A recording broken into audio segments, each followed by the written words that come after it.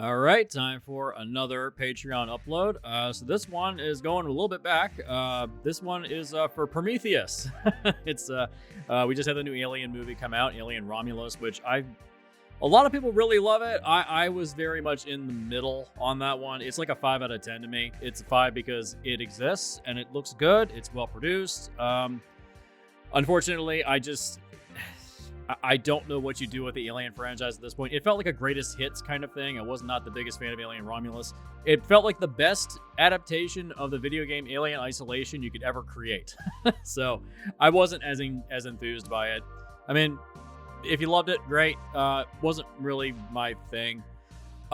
But this film, Prometheus, I had a lot of appreciation for this film when it came out. It has a lot of really just dumb crap in it, and there's a lot of stuff I don't like. The script is really the biggest flaw of this movie. There's just leaving these questions unanswered and not really figuring out what any of this is supposed to be. The biggest problem is tying it into the Alien franchise. That's the biggest thing. If this was its own separate IP, I would be more on board with it. But as it is, it feels weird to somehow hook this back into the Alien series, and Alien Covenant makes it even worse. That's another one we did later on after Prometheus. There's no Patreon episode of that, so just look up the old Film Rescue archives and you'll find that there. But this has a little bit extra stuff in it. There's a little bit of an extra thing at the end of the episode. Overall, I think it's a good-looking movie that is incredibly flawed. Very, very, very flawed. I love the score, though. The score is fantastic. I love the music. But in terms of as a whole, I think that the movie has a lot of problems. It's kind of messy. It has some boring elements to it, and people do really dumb stuff. You got to remember, the people that are in this movie are scientists and astronomers and mathematicians. Seeing incredibly intelligent people like that making really stupid decisions just compounds the stupidity of the film. That's the biggest problem.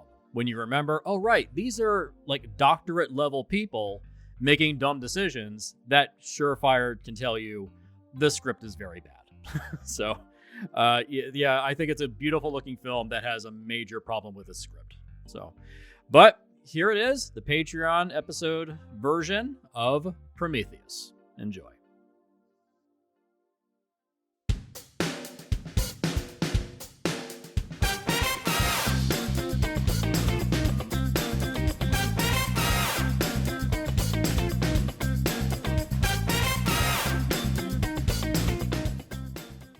Welcome to the Film Rescue Show.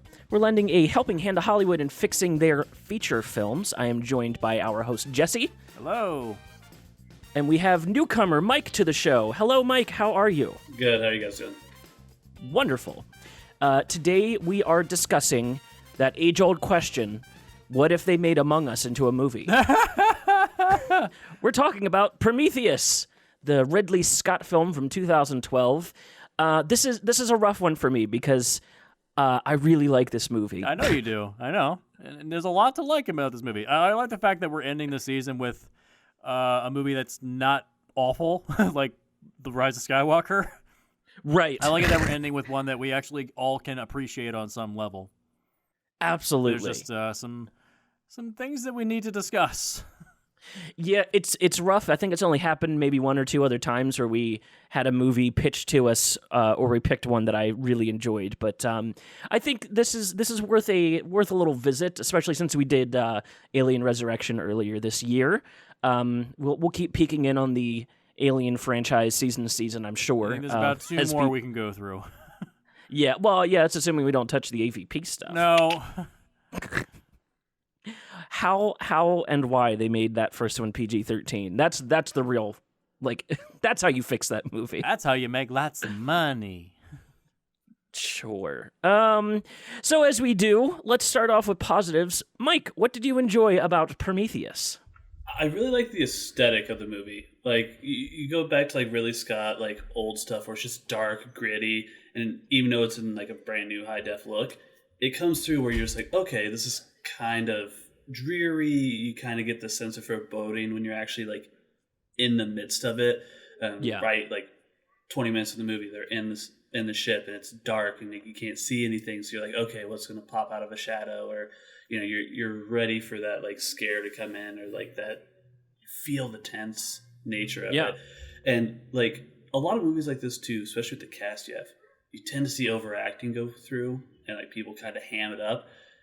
And aside from like a couple of the characters, like you really get a sense that everyone was there. Like you feel the character's emotion. Like it's just such a great, like just overall experience. You go into it and you're feeling what these characters are feeling. They're doing well. They're portraying their parts as best they can, and it's just such a good popcorn movie. You sit down, you shut your brain off, and you just relax the entire it's almost 3 hours, like a little over 2, like, and it feels like you're there all day watching this great film, and then afterwards you think about it a bit more. We'll get into that. Jesse, how about you? Positives of the film, which I think this might have the most positives of the movies we've watched this year. Yeah. There's a lot to like. It's visually, it's gorgeous. Great cinematography. Great lighting design. The CGI, special effects are really good. The score, I love the score to this movie. Oh, how like close can you get to Star Trek without ripping off Star Trek? Oh, it's so and close. It's so good. Yeah, it just the production design also. I really like it. I Yeah. will say it is a bit of a logic error in that it doesn't quite look like the original Alien, and that it's meant to be a prequel. Because they use old CRT monitors in the original Alien, but this one they have holograms everywhere. But it's like that's like whatever. Who gives a crap? You can write that off being like, oh well, the Nostromo is a trucker vessel, and this is an exploratory ship. Whatever. They have more money. But yeah, it's visually it's gorgeous, great design. There's some great production design. Costumes are great. I love the suits that they wear. Me too. The Evo suits. They look at like if you're gonna make a suit that's for going out to another planet, that's probably as accurate as you could get it. I mean, obviously it wouldn't look exactly like that. They'd be much bigger and bulkier. But for the sake of the film, it looks great. Great cast too. Cast is amazing. There's so many heavy hitters in this film. Yeah. And some of them that were like new names too, like Numi. How do you pronounce her last name? Rapace. Is it Rapace? She has gone on to just be like swinging for the fences. It was Girl with the Dragon Tattoo came out just before this, right? Yes. Yeah. The original, not the Fincher remake. Correct. Yes. She was like very very much a newcomer. Michael Fassbender getting launched into the stratosphere because of this one. I'd say he's the best part of the movie. I agree. David is one of my favorite characters from the franchise. Mm-hmm. I have a feeling that I guess we have to kind of do this comparing this to Alien Covenant because that's a sequel to this. It's probably going to be a double feature with this and Covenant because you and I have seen Covenant. Mike, I don't think you have seen Covenant yet. Not yet, no. This is one of the ones I had to drag out of the archive of being like, I saw it once or twice, and it just kind of left my mind until today. I rewatched it, and then I wanted to see Covenant because the promos came out, and I was like, all right, got some actors I like and stuff, and then just didn't see it. Let's just say that it's a candidate for next season. But there's another character in that film called Walter, and I think that the reason they're names like that is named for the writers of the original Alien, David Giler and Walter Hill. Mm-hmm. I have a feeling that's the case. Yeah. I have no proof to back that up, but I'm just inferring that. Sure. I mean, it would make sense. The choice of naming the character David, especially with all the philosophical and religious ties there's that too. to the story. Yeah, there's a lot in there as far as like naming choices. Even Elizabeth, I think the name Elizabeth means life giver. So like very purposeful. Yeah. Yeah. What about you? Man, I love so much of this. This was the first IMAX movie I ever saw. Ooh, good one to see in IMAX. Yeah. Yeah, I was blown away at how good it looked. And this movie looks like it was made in 2020. Like Ridley Scott has never been afraid of technology. Say what you will about his filmography. He's got some swings and some misses, but he's never been afraid of technology, and that shows up so well across his filmmaking when you see, especially now, like movies like this that are almost a decade old and still look this good. It's like that old Stanley Kubrick testament of 2001: A Space Odyssey. It still looks insanely sharp because they take so much time in making sure that the filmmaking is up to snuff, and I really respect that. I don't think there's a single shot in this movie that's out of focus. No, they're really amazing to see people working at this level. I just every time I watch it, it just blesses the pants off of me at how good this movie looks and continues to look, especially now that we have like 4K and large displays, and I felt like I was in the movies. I really like a lot of the ideas here. We'll get into negatives and execution, but science fiction, I think, tends to get lost in action, and there is action in this. But and Jesse, I think you're the same way from what we've talked about as far as stories you enjoy. Sci-fi that asks questions and has something to say is infinitely more interesting than just they go to space and shoot gun. Yeah, but that's considering when they ask a question and actually answer the thing. Well, I mean, we can't have everything. That's a negative, and we'll get to that soon.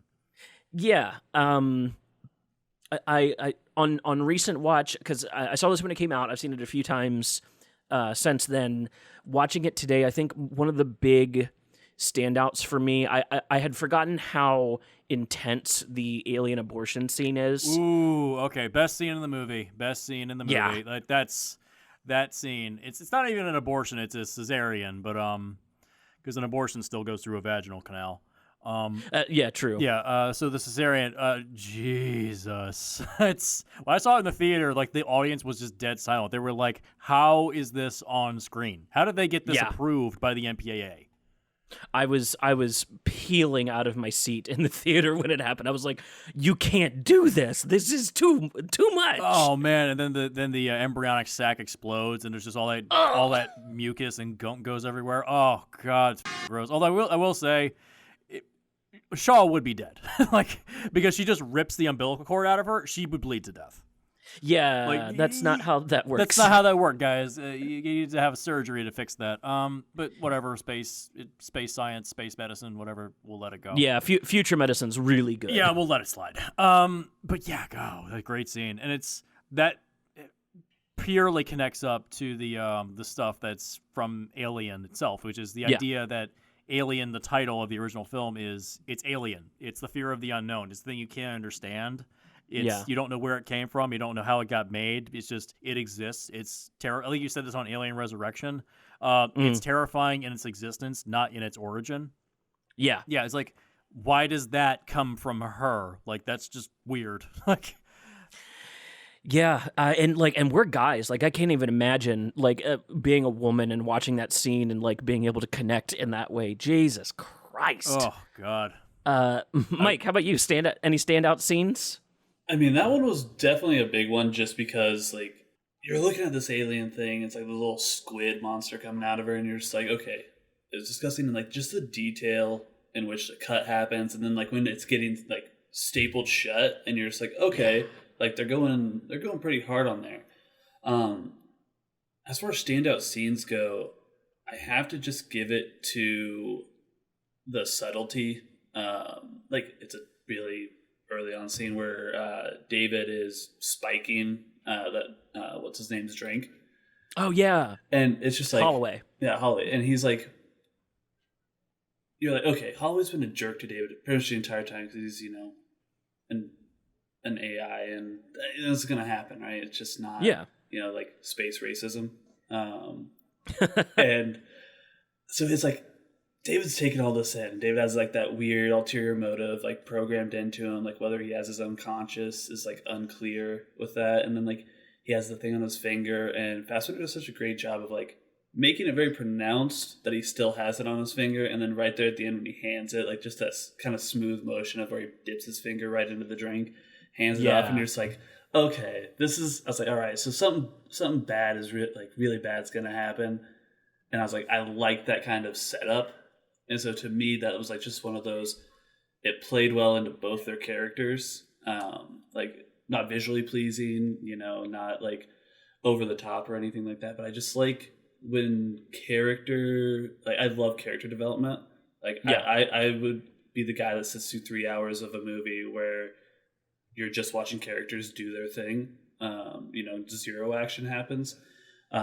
Because just that little bit where, again, he just dips his finger in, he has the dead face, but like his eyes are sly. So like you can see the processes in his head. Right. It's just, you're just like, okay, like I love Fassbender. So you're going to hear me talk about him because he's the perfect guy to play AI because, I mean, you look at him and you're just like, man, that is the most attractive guy I've seen in a long time. And he shouldn't be, but he is, it's just, I just love watching him work. He is like an Oscar award winner made in a lab. Like if you were just going to design an actor to win awards, he is like crafted for it. He speaks like 6 languages or something like that. It's insane. Did you guys notice on his finger when he holds up the drop initially, there's a little Wayland insignia in his fingerprint? Yeah, I saw little that. stuff like that. I would say there is a problem with the scene where he gives him the drink and that he puts his finger into the drink. He's literally standing turned face towards Holloway when he does that. How did Holloway not see that? Well, he was drunk already, so maybe he wasn't. I don't know. It's little things like that bother me. That's one of the negatives. It's little tiny things that kind of just stack up that bother me about this movie. I liked Logan Marshall Green's character. Oh, he's such a dick. He's such a dick. And like it works for the movie. Like I don't mean that as a negative. It totally works for the movie. But not Tom Hardy is really good in this movie as being a dick. Yeah. Just the fact that the reason he's there and he's drunk and desperate is because he's pouting that the aliens he wanted to see weren't still alive, as if discovering alien life wasn't amazing or good enough for a scientist. He's like, no, I didn't get to meet him though, man. You just traveled halfway across the galaxy and you found ancient civilizations that have been destroyed. What the fuck else do you want? Jesus Christ. This isn't enough for you? Yeah, just him pouting, and that leads to the disarray that comes later on throughout the film. Just I love that. I love that, and maybe this is where we segue into the negatives. I love that everything that happens in the movie is a result of a character's choice and not out of like happenstance or circumstance. Yeah. Now, some of these choices are idiotic at best. We know one scene in particular. Yeah, let's jump into negatives, guys. Jesse, what did you have issues with in this movie? So, did any of you guys ever go up to a king cobra and just kind of go, "Hey, everybody, come and give me pets"? You guys ever do that? No, I don't either, because I'm not a fucking idiot. Oh, Jesus Christ, that scene pissed me off so much. Like, why the fuck would you do that? And if you need that to happen, make it like a Jackass kind of thing where he's like, hey, check this out. And he's like being an idiot instead of just actively making bad choices. Or hey, here's an idea. Why don't they try to like fall asleep somewhere and the thing sneaks up on them? Like they don't know. Right. Like that's drama. That's tension. That's suspense. Like they don't know it's coming for them.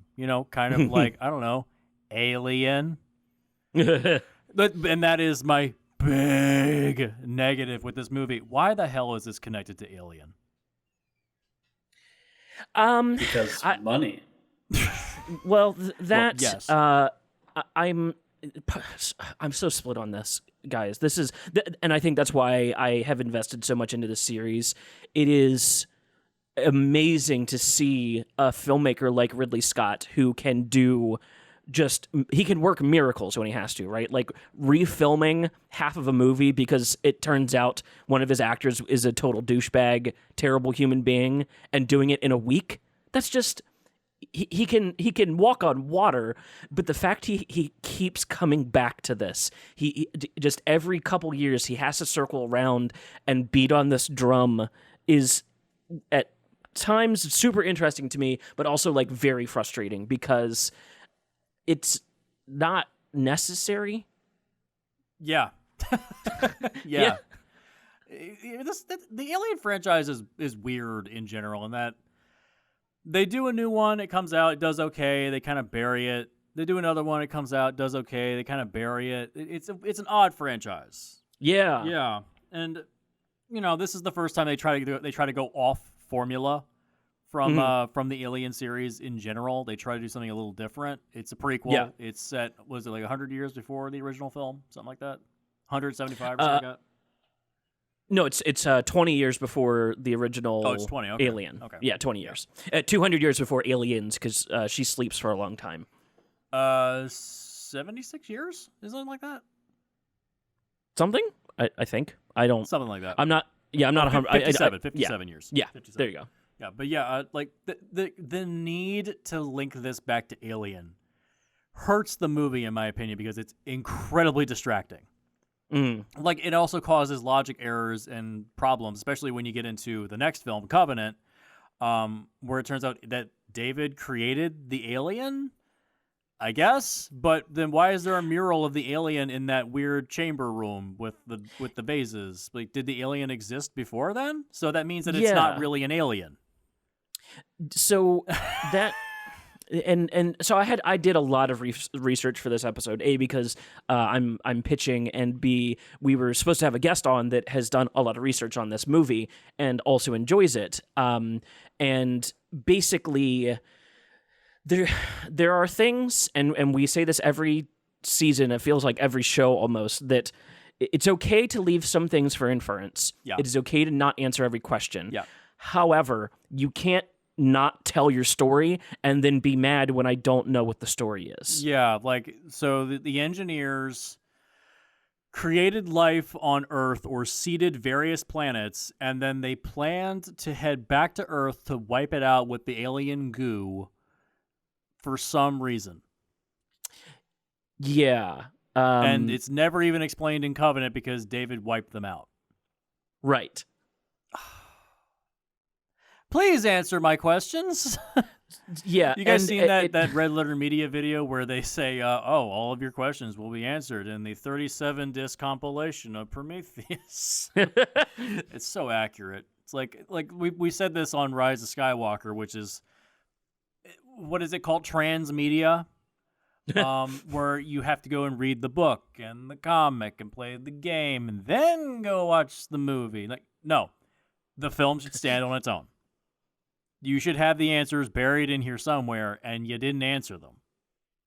And then in Covenant, there's even more questions that they didn't answer. Yeah.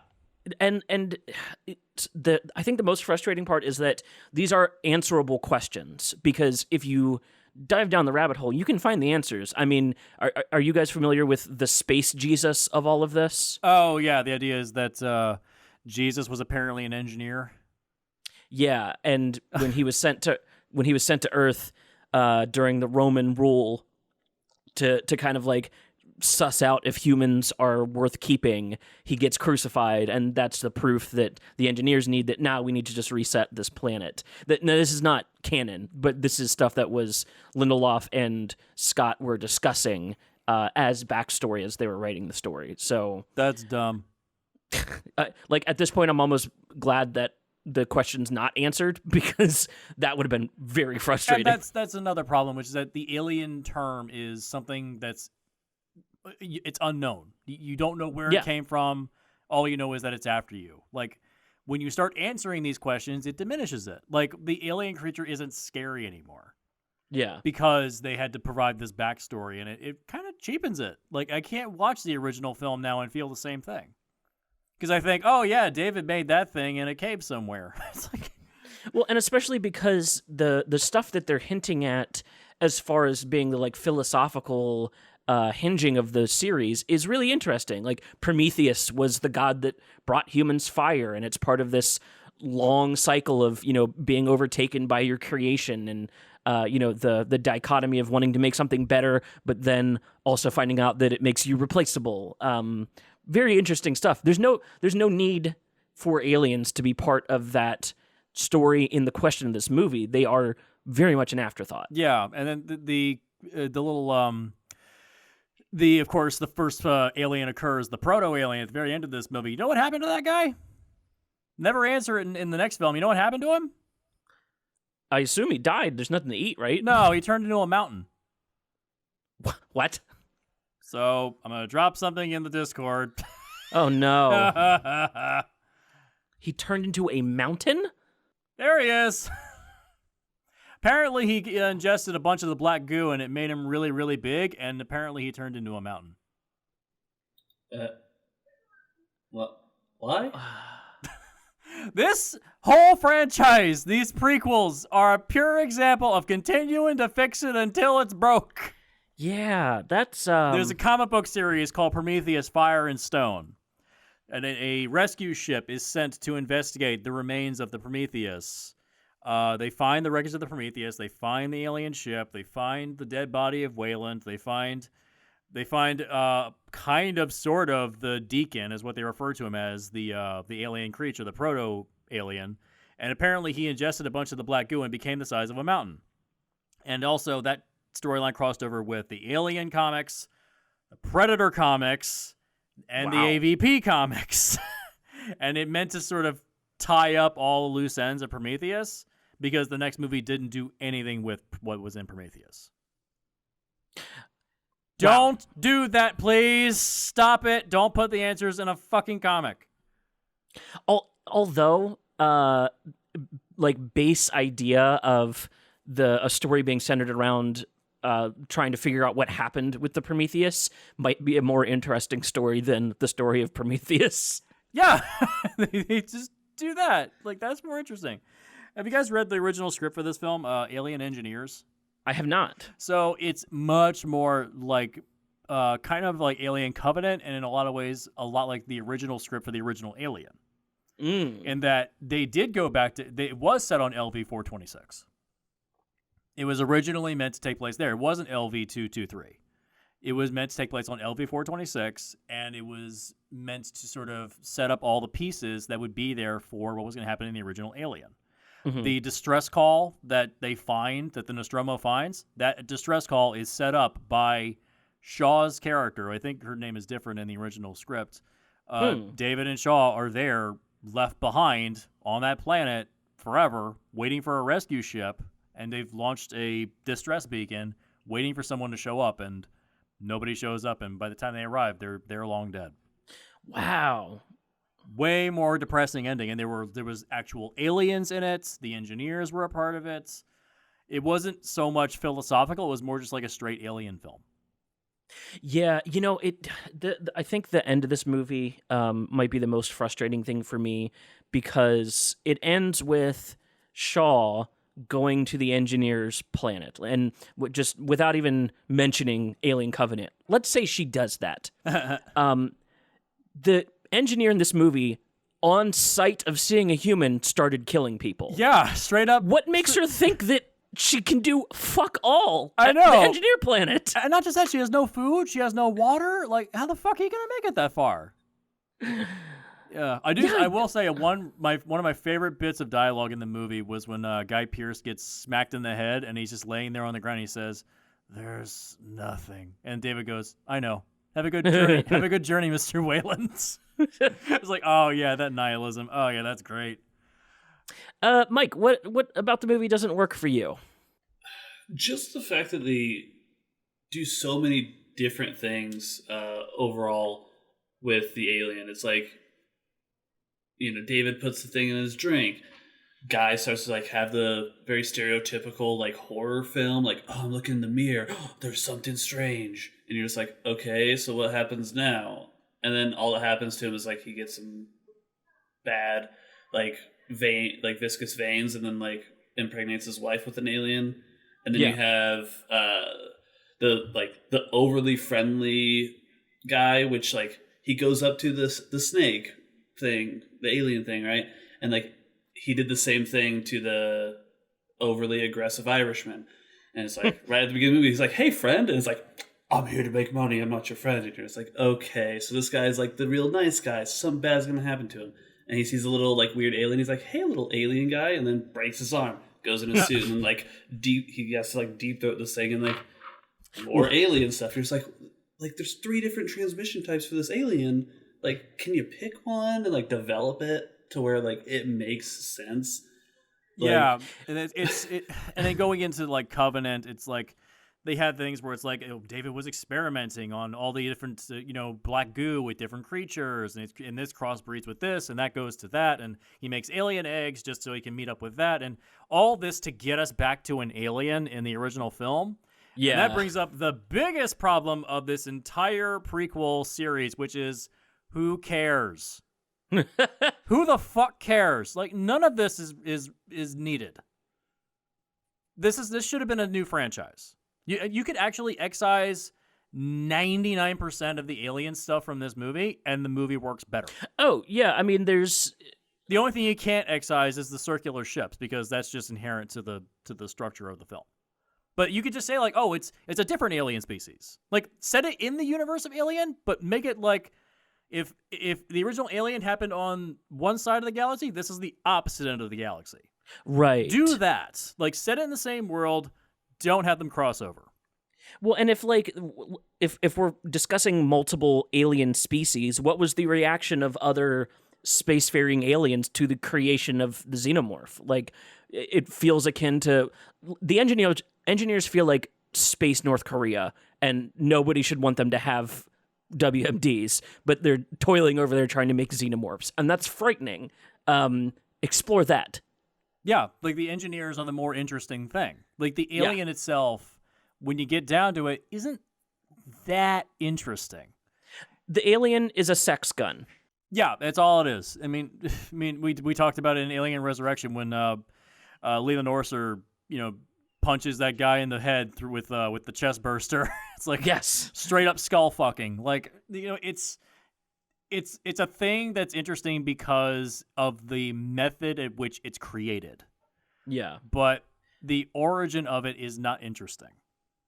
And I think it's extra frustrating because a sci-fi movie that asks the question, where did we come from, who made us, and then who made them, is like deep. That is a well to pull from. Yeah. Problem is, we don't have those answers now. Right. That's the problem.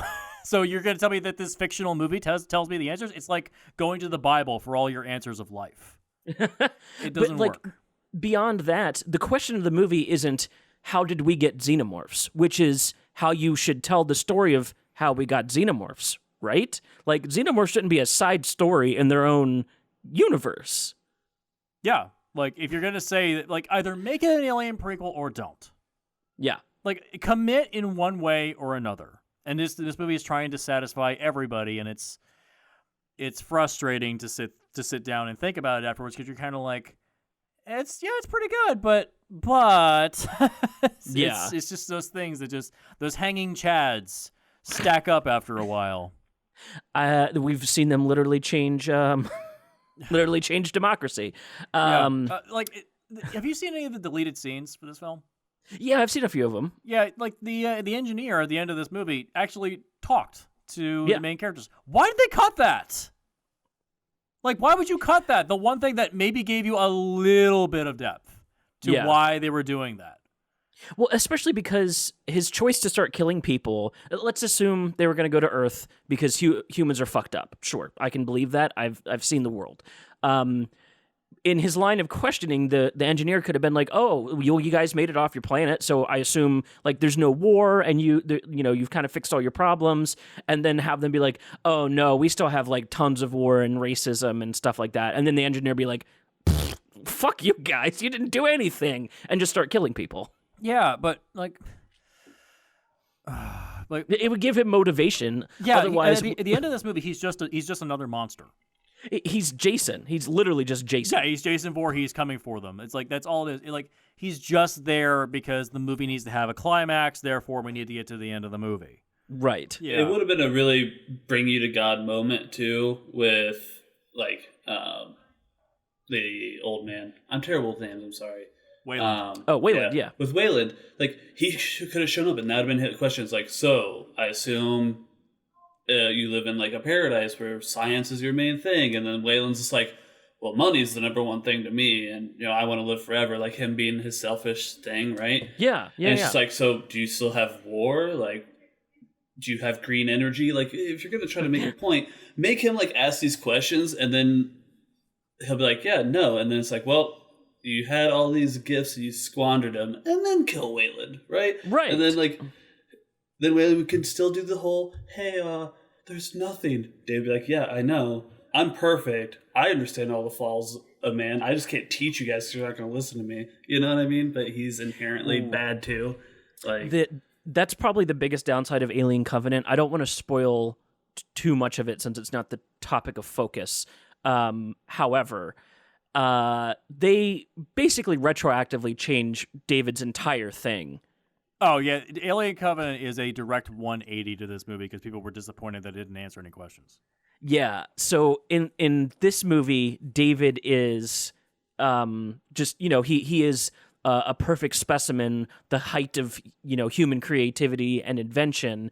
And he recognizes that about himself, but he also understands he has like a plot and purpose to fulfill. Alien Covenant turns around and says, no, he's HAL 9000 and he's hated humans since he's been turned on. Yep. Which, frightening and sure, but they did nothing to set that up in this movie, so it just comes out of nowhere when he's like, no, I'm just a genocidal maniac now. That was always my thing. And it's like, really? I'll play the devil's advocate on that one, though. That's one of the deleted scenes where she's trying to reattach his head. Apparently she fucks up his wiring. That's what makes him go haywire. You need to keep that in. Yeah. If you want to explain that in Alien Covenant, you need to keep that in. Problem is, it's not in the main film. I can't consider it canon. So no. If it didn't happen on screen, it didn't happen. So they just fucked up. His interactions throughout the movie with just some of the characters, especially when he's dealing with the space racism of being an android, you could say that was foreshadowing, big quotation marks, of him always hating humans, and then his snide comments to Wayland at the end, maybe? I usually recommend stretching before reaching that far, just so you don't hurt anything. Yeah. And so the twist of Prometheus, Wayland is alive, and David's been carrying out his orders, not Vickers or anybody else's. Cool. That's a fine idea. I have no issues with it.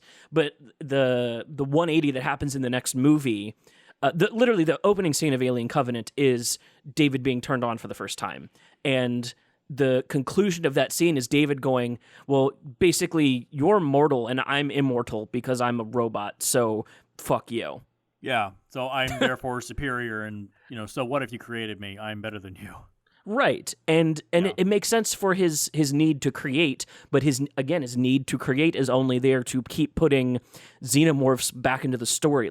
I feel like Ridley Scott wants to tell a really cool philosophical sci-fi story, but then he keeps getting handed xenomorph stuff or picking up xenomorph stuff to patch into it when it's the story is actively rejecting it, it doesn't need it. Yeah, in Alien Covenant, we talked about the ending of that movie, the ending is literally patched in when the alien's on the ship again. It's a 20-minute section where the alien just magically gets onto the ship.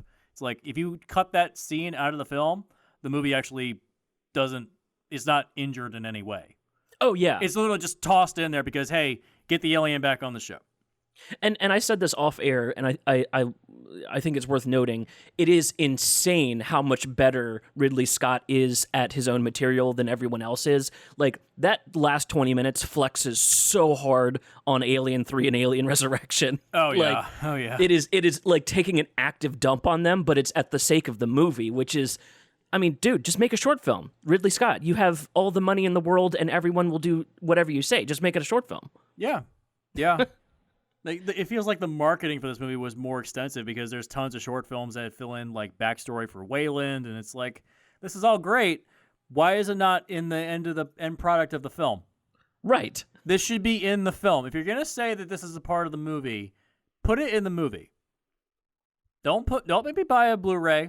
Don't make me go to some website. Put it in the movie. Yeah. If you want to say it's part of the story, make it part of the story. It's almost as if somebody was selling it as a HBO series or some sort of 6-part or 8-part episode where you're gonna spend 8 hours watching stuff. Well, yeah, it's called Raised by Wolves. I will guarantee that Raised by Wolves is literally, because the prequel trilogy is basically canceled at this point. There are more Alien films and more is the Alien TV show on the way. I will guarantee they're not going back to this stuff. No. But I guarantee Raised by Wolves is the stuff that was probably meant to appear in the third Alien prequel that would get us back to LV-426. Oh yeah, because that ending where the snake flies off off the planet, I'll guarantee that was supposed to be the alien ship that's supposed to crash on an LV-426. I will put money on the table right now to say that that's what it was, but he had to change it for rights issues.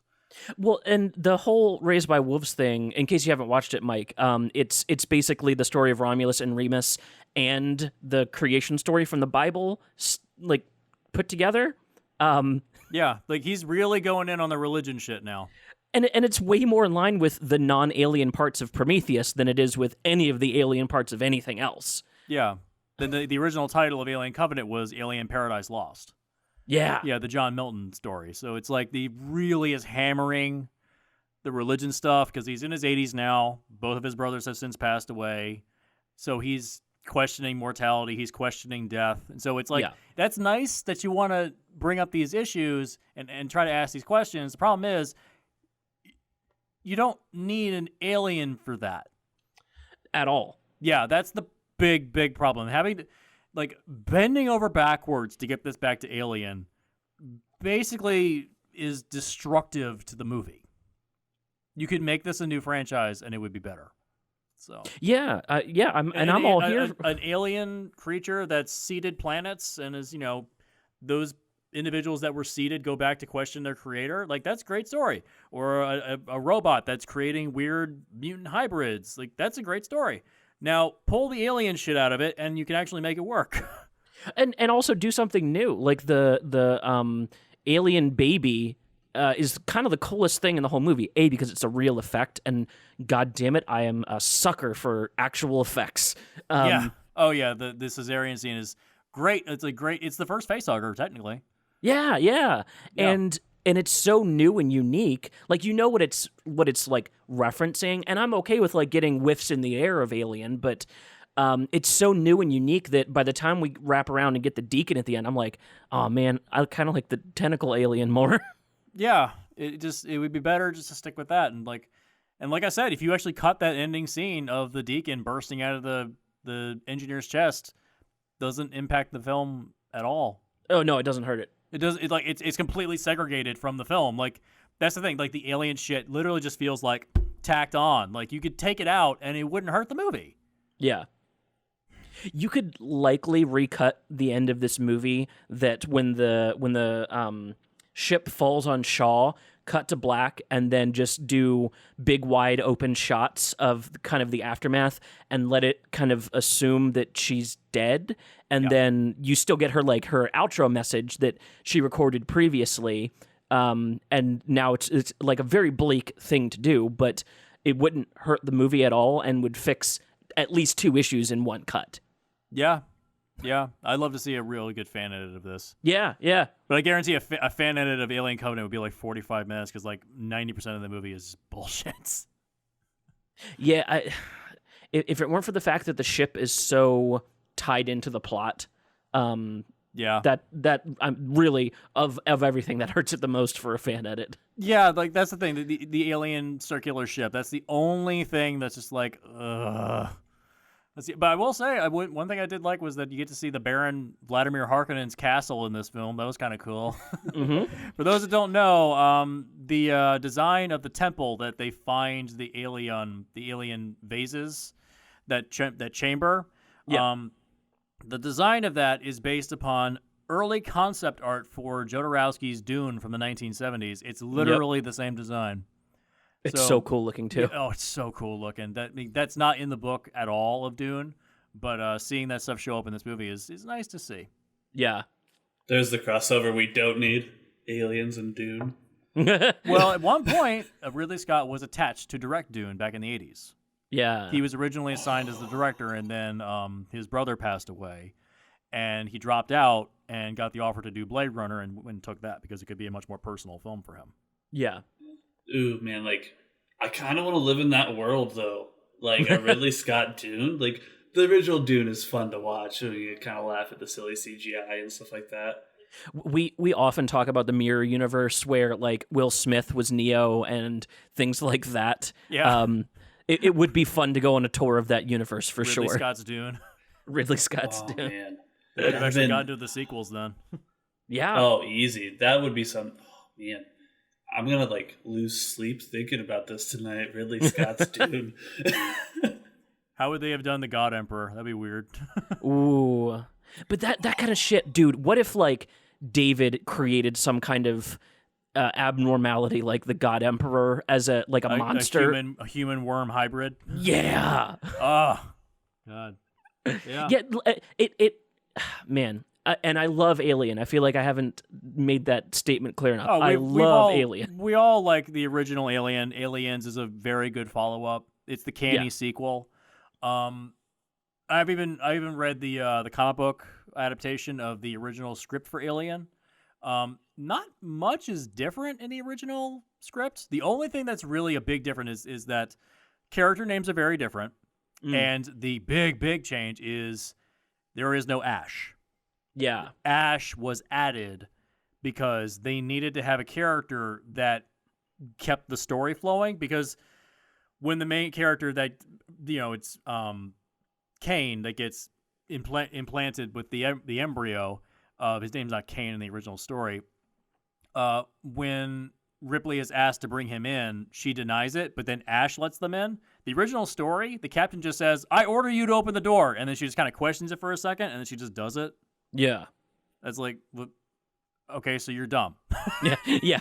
So by adding Ash, it helps the movie. It saves the movie. Yeah. It really helps It's also the film. And it's such a cool reveal for the time too, because like nobody knew Nobody saw it androids were coming. part. Yeah, at all. yeah, and that scene where he's like spewing up all that milk is like, oh, it's so cool. Yeah. And what a great addition it was, for sure. So I think that the other thing that frustrates me so much is, for as much as I love Alien, David's character being a creator is literally like hogtied by the fact that he has to make a xenomorph. He could be so much more creative. He created something that's technically already existed because there's that mural of the alien in the chamber. Right. So you created something that already existed? That's a pretty big fucking coincidence. Right. Like, all of this to get us back to the original film. What was the point of this? Yeah.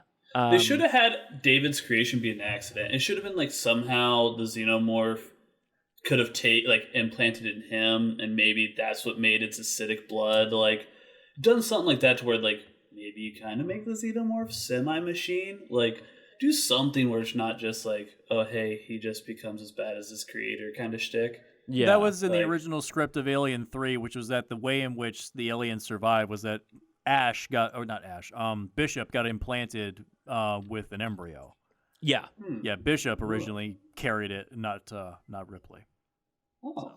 But and even then, that kind of skirts away from the whole DNA application of xenomorph stuff. The xenomorph carries on the DNA pattern of whatever creature it impregnates. And it Correct me if I'm wrong. There's a T-Rex xenomorph in the comics, right? Wait, what? There's Let me double check. I'm almost positive that the like somehow dinosaur DNA got in. T-Rex xenomorph. I'm pretty sure it exists. I'm fairly certain. There's the Pred Alien from Alien vs. Predator Requiem.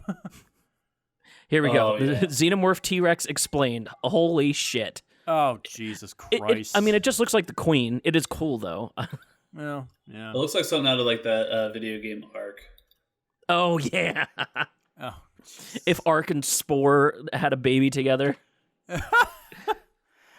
I mean, Yeah, they've always had different variations on the alien creature. I mean, like I said this in Resurrection, the episode for Resurrection, that the original design for the creature in Alien 3 was supposed to have human lips. It was supposed to be much more humanoid. Yeah. Yeah. It's meant to look more like the creature that it's meant to take on. But the problem is, like the smaller ones don't give birth. Only the queen does. So there isn't really like a continuation of the alien crossbreeding. Right. So it never is going to get to the point where you have like a human alien hybrid directly. Yeah. So They- what's the point of having it? My big issue with Prometheus specifically is it really highlights the fact that the xenomorphs break the law of thermodynamics. Oh yeah, like they're like perfect beings. Like they have acid for blood. Well, then how do they have DNA? Right. Like things like that. Like they violate every law of nature. Yeah, because what did that squid thing eat to get that big in 2 days? There's nothing in that room. There's nothing in the room. What did it eat? The chairs? Like I don't fucking know. Like it's really just it's stretching the credibility at this point. It's the simple film conundrum. The simpler the concept, the harder it is to pull a franchise out of it. Right. It's Alien, it's Halloween, it's Jaws. Like you don't need sequels to these. Like you can do them, but the sequels typically are inferior. Aliens got away with it because it's the canny response. Like, oh, now we're going to war with them. Like, it's Alien, just more. I think that was the first one that had the let's just do more. Like, let's just do more of them. That's fine. But this is the first one that's trying to do something different. But then they have to pull it back to Alien for some fucking reason. Yeah, I mean, the reason is IP. Like, yeah, it's just the property. They own the property. Not anymore. The bane of Rest the in peace, existence 20th of this. Century Fox. I know that's apparently they're putting a bunch of stuff on Disney Plus that I'm not sure how they're going to do that without reorganizing the app. But they're doing an adult line. Where they're going to have the more adult-oriented stuff. The Fox stuff is going to show up on there. Die Hard is going to be on there. Aliens is going to be on there. So I think they're doing it like Netflix, where you're going to be able to choose. Like when you log into the app, it's going to be like, do you want? Because they're also thinking, or there's rumors that they're merging Hulu into the app, so it's just one app now. Yeah, I'm fine with that. Yeah, they wanted to buy up Hulu to add it onto the app so they can. Well, they own Hulu.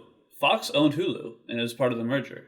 Or part of the purchase. From what I heard, it was owned as a subsidiary, but it wasn't directly under their umbrella. But they're gonna just buy it all up, just own the whole thing. Which so that way shows like, was it Handmaid's Tale will be directly produced by Disney. So, yeah, yay, bigger budget. Yeah, I mean, good could come of it for sure. Yeah, I think we've hammered down the idea that. If you take a crowbar to all the alien stuff, Prometheus is a pretty cool sci-fi movie with some pretty cool stuff to talk about. Yeah, just fix the script and fix the characters. It's basically it. Yeah. And if you wanted to do a xenomorph, like keep this. I like the snake design. You could have made something out of mythical creature. Make it like a Naga type creature. Like, oh hey, he got absorbed by this thing, or he absorbed this thing, and then maybe it bursts out of him in similar fashion, do the George Lucas, it kind of rhymes. And then the thing that bursts out of him is just a bigger snake with like maybe human arms and like some humanoid features on the face. And then he goes around murdering things, All I can think about is the snake episode of Rick and Morty right now, the snakes that come back from the future. Yes. Yes. Oh, God. And they come. Speaking of which, that's a Christmas episode. Yes, it is. Yeah, and by the way, we've had a bunch of coincidences this year. This is technically a Christmas movie. 100% is. Yeah, it takes place at Christmas. Like, we've had a whole series of coincidences all year long, and this is no exception to the rule. This is a good one to end the season on. Yeah. Okay, so I have one more thing I want to posit. This was my first really critical watch of the movie. Because it is so fun and because of the stuff that happens in it, I tend to, like Mike said, just turn my brain off and, run along and have a good time. Black goo is basically just liquid MacGuffin. Yeah, it's never explained what the hell it is. I mean, they eventually explain it in Covenant, but we're going to pretend Covenant doesn't exist right now. Yeah, it's infuriating too. It's meant to. It's sort of like it's millions of years of evolution distilled down to a black goo. Yeah, it's DNA accelerant. And if you get just a drop, it kills you.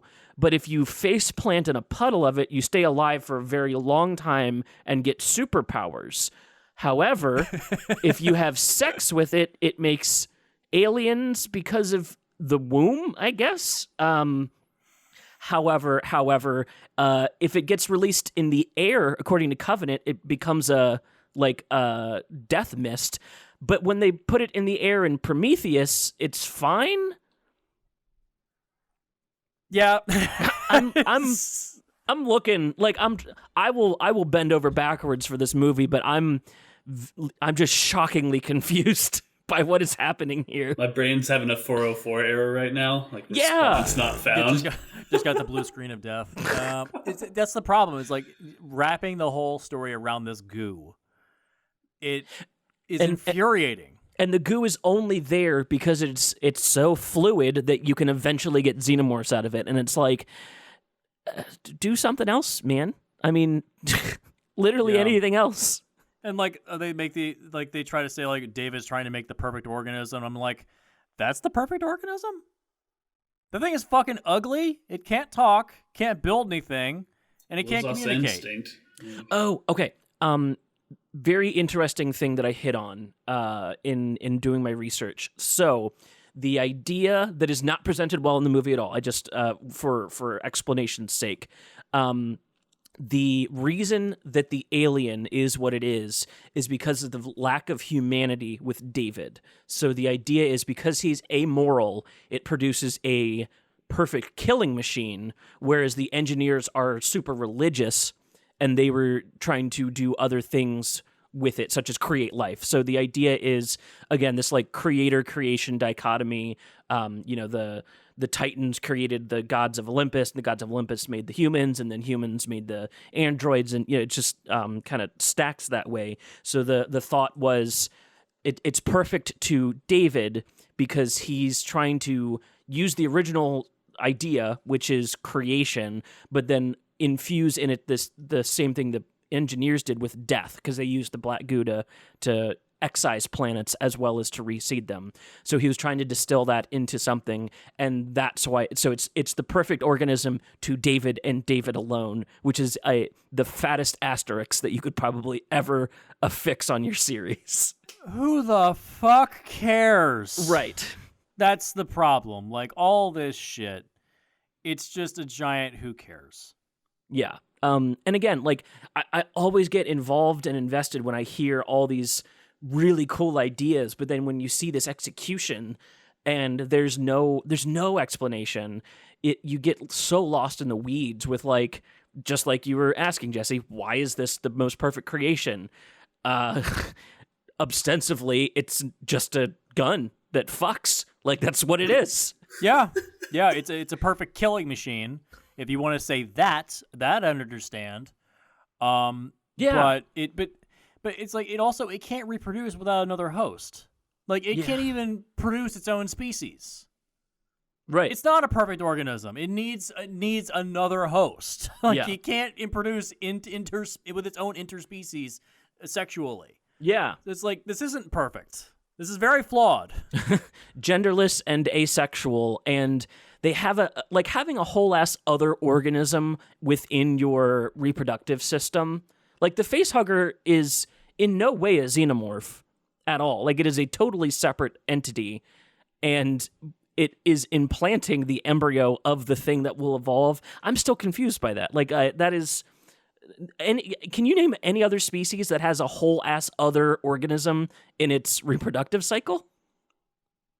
Can't name even one. Yeah. I know that the implantation cycle has occurred with like insects. That kind of thing does happen, but it doesn't have to go through another species to do it. Right. That's the problem. It's like it's just there because it's creepy. It's right. alien. That's it. Yeah. It's creepy. Yeah. Now they're trying to explain it. It's like, stop. The creep factor's gone.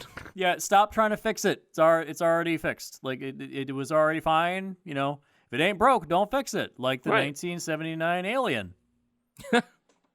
It's already good, guys. You can stop now.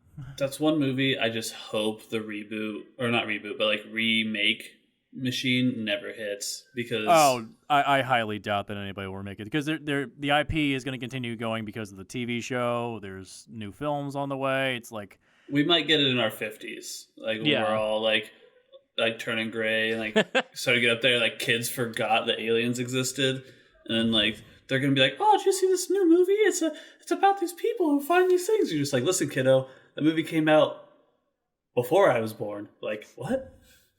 Life existed before you were born? And that is the day I hang myself. Right. Yeah, there's a lot of Fox properties that I would be very remiss if they decide to reboot. Like, we don't need another Die Hard. I don't care how much money The Rock needs. There's no reason. Yeah. It's just this franchise is kind of fucked, but it's going to keep going regardless whether we like it or not. And what's so fucking frustrating is I'm fine with more xenomorphs. I need them in more settings. I'm so bored of space hallways with xenomorphs in them. Like, that's what the original script of Alien 3 was going to be, was set on that wooden planet that was meant to get it to something different. It was meant to try something. It's got problems, but it's better than what we got, which is just like sterile hallways in a prison. Give me like the next step of alien evolution. Like maybe we do another AVP crossover and maybe it impregnates a few predators and like no humans. I don't want any humans in the movie. Just give me like you're following around some predators. It's in subtitles. Make it seem like it's a foreign film. Have some fun with it. And then it's just like, oh, hey, these aliens took over our planet. And now because we're like a hyper-evolved species, now the aliens are maybe intelligent. They're not just running off of like pure instinct. And it's like, hey, they're starting to like learn how to flank maneuver, or they're learning how to use ships. Like, do something weird. Maybe the queen talks in the alien language, like to the predators. I don't know. Like, if you're gonna keep going with a franchise, make it a little bigger. Like, go Fast and the Furious with it. Go from hey, we're stealing stereos to I just jumped a car across the Atlantic. You know what I mean? Like, just go bigger with it. Like, don't try to like do the same thing but different. I've always loved that jump in logic still somehow makes sense in the Fast and Furious universe. Like, spoilers for a movie that's not out yet. John Cena is Vin Diesel's brother in the upcoming film, and he's like a super spy. So does that mean that Vin Diesel's had a super spy brother this whole time, even back when he was stealing VHS players? Well, how do you think he got away with it the whole time? Jeez, Seth, no, you're right. No, you're correct. I'm overthinking the manly car series. Because ultimately, it's all about family. Yeah, it was all. Oh, yeah, of course. I think this is unless there's other points, this is a good time to take a break and transition into pitches. Yep, I'm good with it. Yeah. Cool. Yeah, when we come back, I think all of us have a pitch, and then I have like a larger overall pitch that is very much not Prometheus. I'm going to pitch what should have been pitched to the studio as an alien movie, not a cool sci-fi movie with aliens stuffed in its ass. We'll be right back.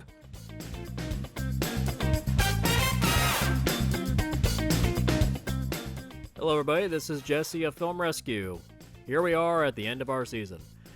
I don't really have a recommendation for you this week because it's the end of our season. I'm very tired and I'm just burned out right now. Just wanted to say thank you to all of our patrons and all of our fans who have been listening to us on Simplecast or Patreon. Just thank you on behalf of everybody with Film Rescue Show. Thank you for giving us all the support. We have grown exponentially this entire year. It's been a lot of fun. We've seen a lot of great films and a lot of bad films, but we've definitely had a really good run this year. It's been a great season. It has some great guests, and next season will be even better, hopefully. We're going to change the format just a little bit next season, so that way we're not constantly assaulting ourselves with bad movies. So we'll be a little bit different next season, but we'll still have as much fun as we did this season. So that's all I've got. Thank you to everybody that has jumped on and helped us out financially and also fan-wise. Thank you to all of our Discord. Thank you to everybody, all of our hosts, all of our guests. We humbly appreciate all of your support. And now, back to the show.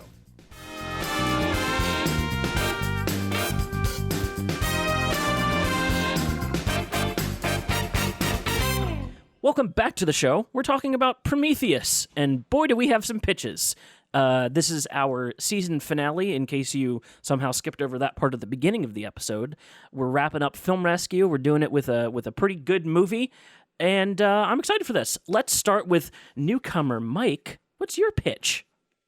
All right, so it's going to be kind of two. So if you want to keep the movie with the same like aesthetic and feel, I think you cut out all the God stuff in the same terminology that we use, right? Maybe just say, oh yeah, God's creation, stuff like that. Keep it like similar.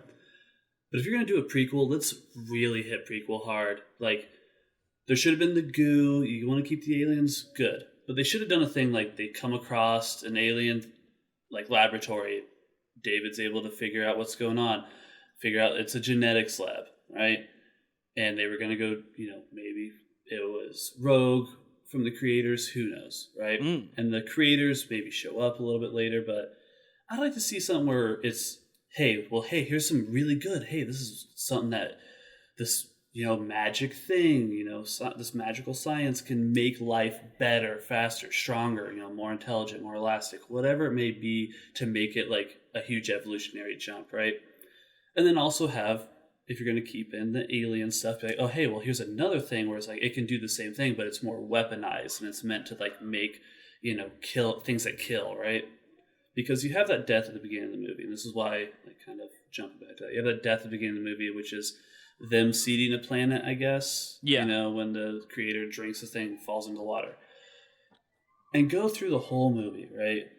Keep, like, the same pacing, kind of deal with, hey, well, these guys are doing some great stuff, and then you throw in the evil corporation tie-in, where, hey, well, we want to clearly take the weapon thing because, war is always more profitable even in, the future, quote unquote.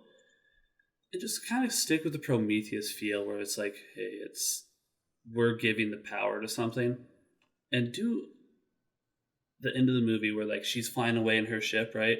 Have it to where the ship's breaking down at the end and she jettisons onto another planet.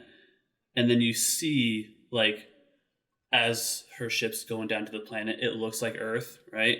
And then you find out that like all these people on the Prometheus ship were actually aliens. They're not from our Earth, right? And you have it set like 1,000,000 years before where like they land and she lands in Africa. And like there's some, primitive creatures there. And you just see her like be like, do the same thing that alien did at the beginning. Be like, okay, well, hey, here's some creatures. Maybe they can do it different, right? And then maybe she drinks the black goo, jumps into a lake, and then boom. And then you show like the same kind of thing and roll into the credits that way. So it's like, oh, hey, look, there's Prometheus and maybe there's some genetic memory. Maybe she leaves a book behind where like these primitive creatures now evolve a little bit later and they take this old ancient text, and kind of tied into like the creators creating more creators kind of deal.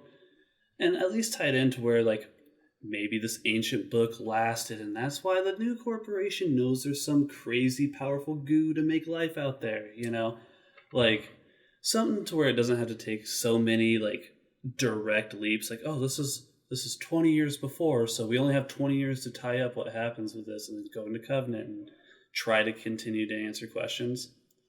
The other one is kind of going back where if you're going to bring the alien into it and Dave is going to be the creator, and it's like this alien doesn't exist in nature and realistically couldn't, sure, like you mentioned. Yeah.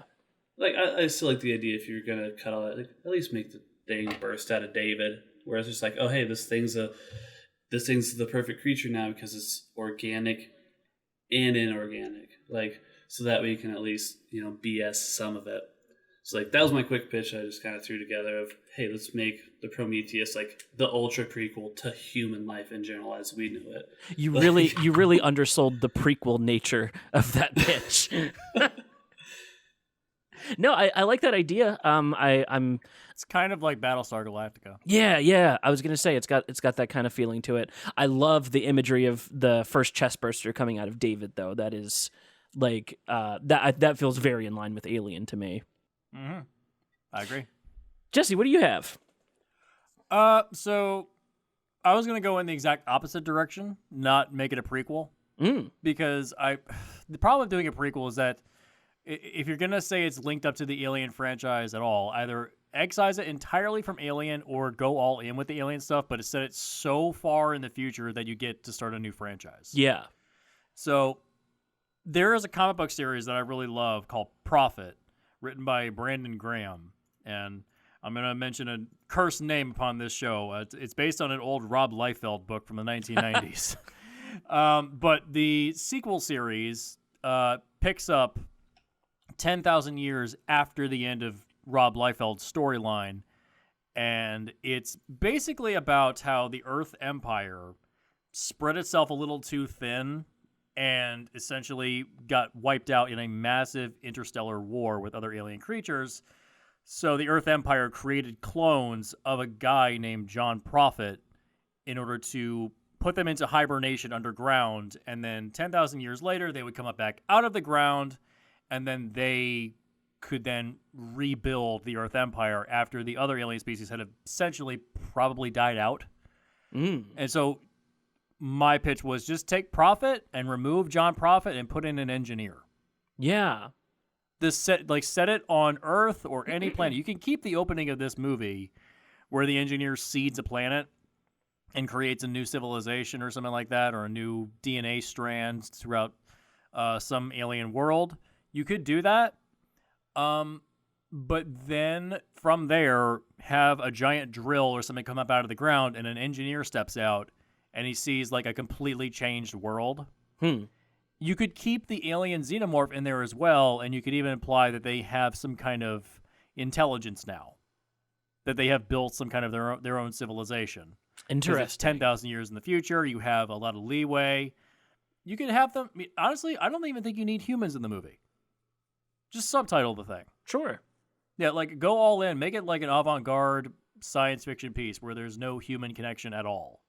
Because that's the thing about Prophet, is that it's so far in the future that there's almost no connectivity to what we are doing in current day. Like the stuff that you see in the book is just like, there's no human connection at all to any of this stuff. Like one of the characters is a giant talking lizard. The other one is a bit of a walking tree stump, not like Groot at all. Another one is a character named Die Hard, who was human but had so much biomechanical parts attached to him that the only living part left to him is his heart. Oh wow. Yeah, there's like all these characters are so different and so unique that there's no way to really connect with it on a one-to-one basis. So make it feel alien. Yeah. That gets you back to the alien shit. It's like you have to put it in a world where it's totally unique, because I'm sick of seeing just sterile hallways. Yeah, and oh my god, if I see one more fucking xenomorphs are basically the raptors from Jurassic Park, it's so overplayed. It's boring. It's very, very boring. Like, and that's the thing that's creative about Prophet, is that it's so different and so unique, and it's like the ship that they fly in, it's got skin, gelatin skin to it. Oh. It's weird. And when you need to leave the ship, part of the gelatin, you step out of it, and the gelatin wraps around you, and that's your suit. Oh. So okay. that's your suit to step out into like zero gravity or onto a new planet. Like, it's different. It's different. It's unique. Like, and that's what this franchise really needs. It needs an injection of something unique. That's got like a almost like futurism infused Conan the Barbarian feel to it. And that's what Prophet is basically inspired by. It's basically inspired a lot by Conan the Barbarian. Ah, I like that. It's meant to be different. It's meant to be unique. Yeah, put a little creativity in your stories about creation and creators. Yeah, and that gets you back to the engineer stuff, which is the more interesting stuff. See, like, the aliens have overrun everything because the humans were experimenting on them. Weyland-Yutani got its way, it started experimenting on the aliens, it got out of control, and now the engineers have awoken, and now they're like, fuck. Yeah. Now we have to fix this shit. Yeah, that's how you get back to the engineers, how you bring them back into the story. It's how you Prometheus, giving the fire of the gods to man, right? And it backfires horribly. I like that. The gods chastised him for it. It's very unique. It's literally the story of Prometheus, and Prometheus is now returned. Right. Yeah. So it's like it makes more sense than the film we have now. Yeah. So. Nice. I like that. I think if you did like a roll the dice thing on like 80 different plot lines, I think we could probably come up with a more coherent like storyline. If you just took like a D20 and like 80 different movies and just like rolled scene by scene, I think you might come up with like something that at least has an answer to it, like you guys were talking about earlier, where it's just like, oh hey, well at least there's an ending that makes sense. Yeah, true. So I've got two pitches, and this is for each one is for both styles of thought, whether or not you liked or disliked Prometheus. If you liked Prometheus, here's the pitch for that one. Just kind of fixing the issues with the movie. We've already discussed excise the alien stuff. It doesn't need to be there. You could do something similar in the spirit of, in the vein of, 100%. But there's no reason for it to have to be xenomorphs. The second part of my pitch, though, is I was struck by the reveal that Wayland is still alive. And I think there's a cooler, more sci-fi-esque way to do that. And my thought was, what if his body was not alive? What if he genuinely died, but then his brain is being stored inside of David as they jet off, because David is immortal and he's super strong, and this is a very safe place for Wayland to reside up and until they meet their creators that might be able to knit him a new immortal body now with his consciousness dropped in. Oh, so he's RoboCop. Basically, yeah. Yeah. There you go. I like that. That reveal at the end, it's basically the inverse of the Ash reveal. We find out that androids exist in this world, and one of the crew is an android. Shocking at the time. The inverse of that is, what if the android was more human than you thought? Yeah. There you go. I like that. How would you reveal it that it's him, though? So I would literally wait until the conversation with the engineer, like some kind of display thing within David opens up, and you see this brain in a jar that's connected with wiring and stuff like that, and then it's, hey, this is Mr. Wayland. We need to build him a new body. The movie can play off basically the same as it did from there, with the engineer hating humanity and wanting to kill them and stuff like that, but you get this very, I think, new, unique kind of spin without having to change too much. My initial thought was Vickers should be a new skin suit for Wayland, but I think it adds some hairiness that doesn't need to be there, and you already have David. Putting his own brain into his daughter's body? Yeah. That would be incredibly fucked up, though. It would. I'm not going to say no to that. That's just so fucked up, it's awesome. Yeah. If you like that one better, run with that one. And then the only other major change that I would do, I think overall, is basically the back end of the movie gets a little overstuffed. You finding out that Wayland's still alive, and there's this ulterior motive, and all this other stuff is like kind of secret, and I don't know the reason for it to be that secret besides not revealing it to the audience. I think the scanners that they put out should initially find the engineer. They should know that there's a living engineer at the beginning of the movie, so that the question is, do we wake him up or not? Yeah, why is it that they don't actually find the engineer? Yeah, because in the film we have, that little scanner thing does go into that chamber room. Yeah, they would have found it, yet nobody ever points it out. Nope. Apparently this scanner that can pick up things within 500 nanometers of space and detect life can't detect a 9-foot-tall engineer in stasis. Sure. It's a highly sophisticated bot that's programmed specifically for plot. Yeah.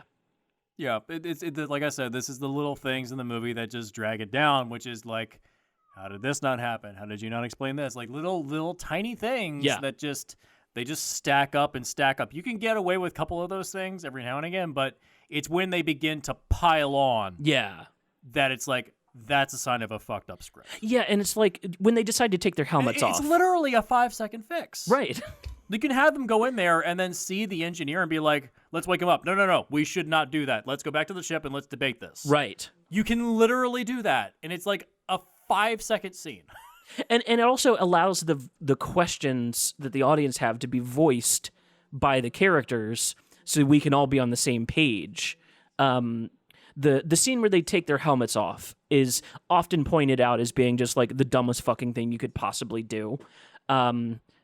Yeah, Just because it's breathable doesn't mean that there's not like bacteria in the room. Right. And Alien Covenant even goes so far as to just have them walk off the ship without helmets at all. Yeah. That was fucking dumb. Like, oh, Jesus Christ. And if that was the only thing, I could just chalk it up to characters doing stuff that I don't agree with.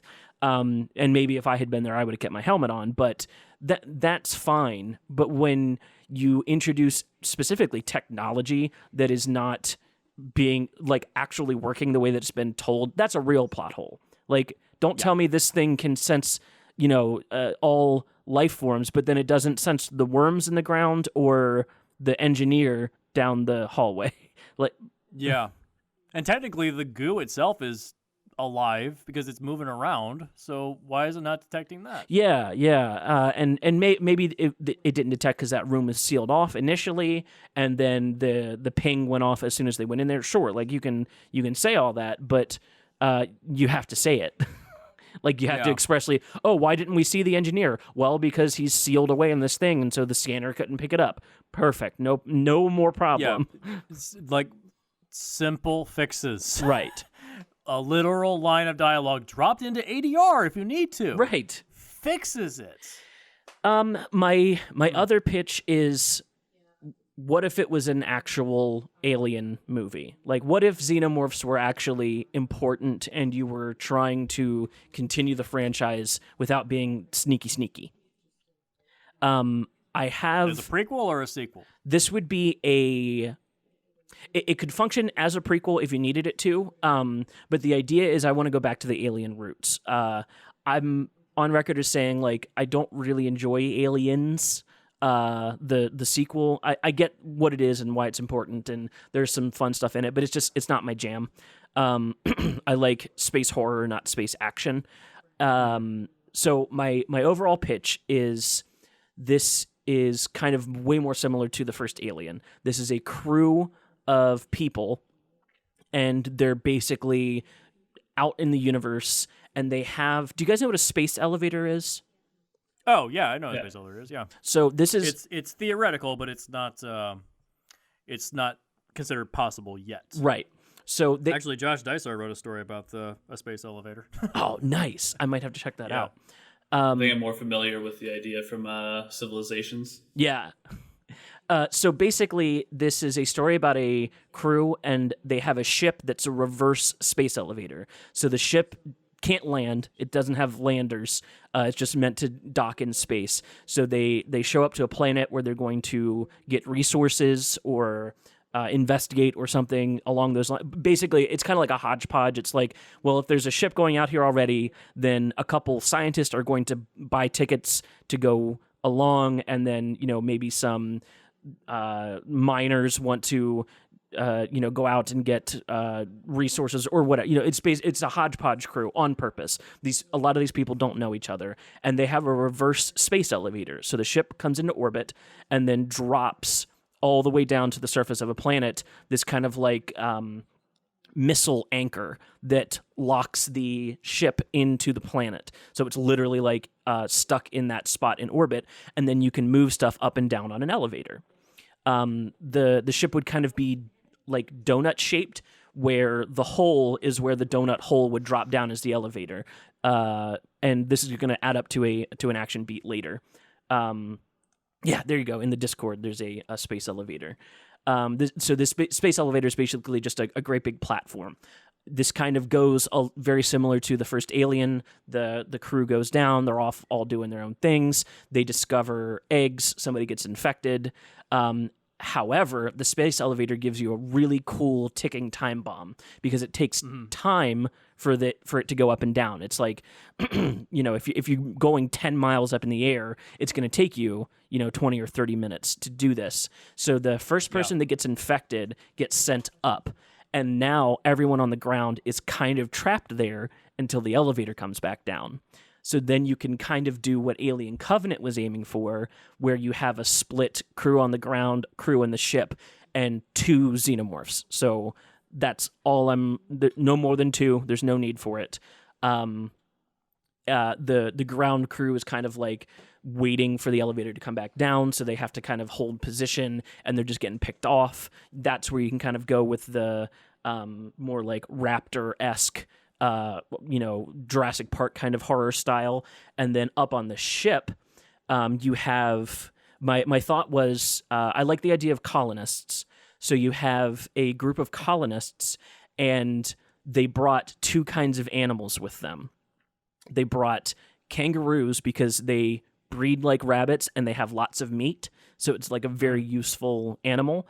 And then they have alpacas because they can provide, milk and nourishment, as well as like products for creating clothing and things like that.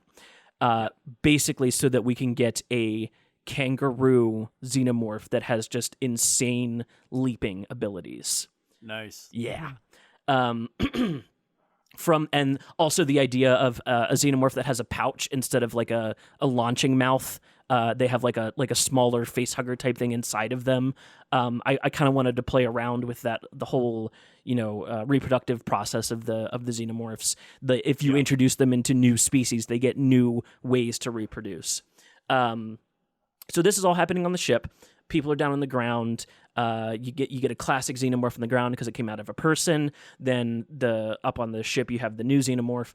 The idea is now you're just trying to escape the planet, but you can't do that until you've sent the elevator back down.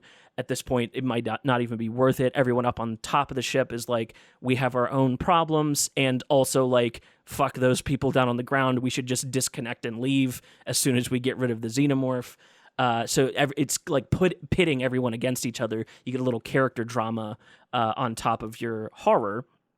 What I wanted to lead up to was the idea that the people up in the ship are kind of like trapped on one side of the ship, and so to get across to the other side, they do like a space jump through the middle opening of the ship where the elevator would go when it's in place. So you get this like really cool zero gravity jump, and then you get the one good thing that I liked about Alien Resurrection was aliens in the water. They looked so cool swimming. Imagine an alien with jumping capabilities launching itself into zero gravity across this donut hole to try to take somebody out in the middle of space, and then you get to use visually the tagline from the first movie, "In space nobody can hear you scream," so you just have a silent death as this xenomorph just destroys somebody in the middle of space. Nice. Yeah. From there, maybe the ground crew, whoever's left, gets onto the elevator. They go back up. The idea now is you got to get rid of this xenomorph, and so someone's going to sacrifice themselves to draw it into the elevator, send it back down one last time, and then disconnect it so that the xenomorph gets dropped back to the planet, probably dies on impact, whatever. So now you could have the space elevator get destroyed somehow. Well, that's what I wanted to do.